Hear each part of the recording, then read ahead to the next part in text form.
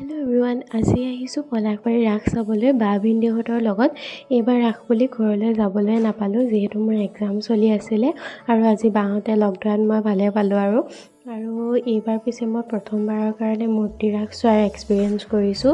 আমাৰ তাত যিহেতু মানুহে ৰাস কৰে, সেইফালে মূৰ্তি ৰাস নহয় আৰু ইয়াতে কৃষ্ণৰ জন্মৰ পৰা আৰম্ভ কৰি কৃষ্ণৰ সকলো লীলা দেখুওৱা হৈছে, একেবাৰে মহাভাৰতৰ যুদ্ধলৈকে। ইমান ধুনীয়াকৈ মূৰ্তিৰে বনাইছে, চাই একদম মনটো ভাল লাগি গৈছে। আৰু এইফালে চাই মেলি আমি আকৌ বেলেগ এটা ছাইডলৈ আহিলোঁ। এইটো ছাইডে আকৌ পূৰা মেলা হৈ আছে, একদম মানুহৰ ভিৰ।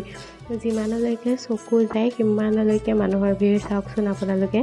আৰু তাৰপিছত এতিয়া বা আৰু মই আহি ট্ৰেইনত উঠিলোঁ, ডান্সিং কাৰত উঠিলোঁ আৰু ইয়াৰ পৰা ওলাই লখৰা পালোঁহি। ইয়াতো এপাক ৰাসত সোমালোঁ আৰু গোটেইখন ঘূৰি মেলি লৈ এতিয়া আকৌ ৰুমলৈ উভতি আছোঁ। আজিলৈ ইমানেই, বাই।